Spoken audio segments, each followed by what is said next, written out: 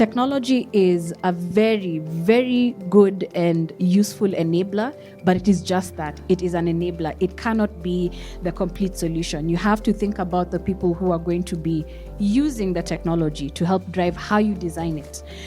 You have to think about what kind of data you're going to be collecting, whether it is exposing people to risks, and what you're going to do with it as well to help you design how best to make use of it. Where data is concerned, in the past few years, what we have been doing is working kind of bottom up and also top down to affect change. In 2023, we worked with the Tony Blair Institute for Global Change on a multinational project in Senegal, Ghana, and Malawi to provide training to the governments on digital skills development and in particular on data and responsible data management. On the strategies that we can use in order to see these technology are being used in our community settings is to first create awareness so that these people, they can know what is the benefit of using maybe data science methods in improving maybe their health. Another way is to invest. We need to invest in infrastructure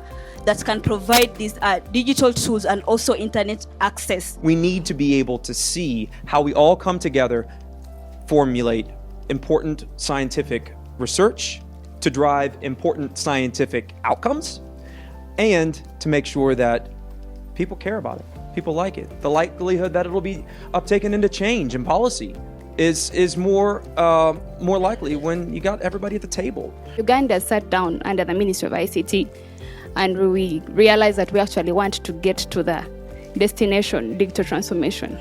So we set out a roadmap to that, which has different steps, and one of the steps was to have a national data strategy to see how we rationalize policies, set up infrastructure, clean up the data collection processes, access, data protection, everything, to streamline how we can actually get the best of our data, clean, utilize it, move forward. When the internet came about, civil society was very critical in providing information.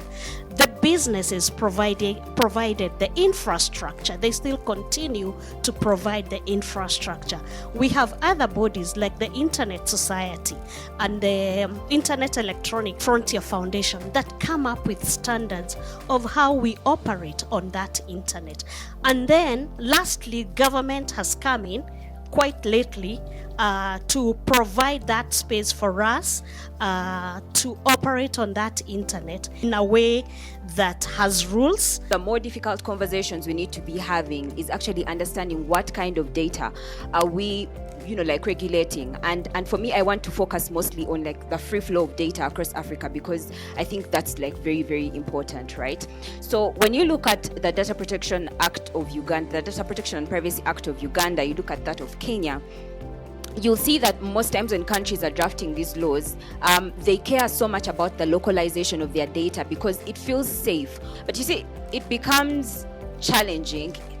Data is not important if it can't move across countries. That's how we are able to actually foster innovation across boundaries.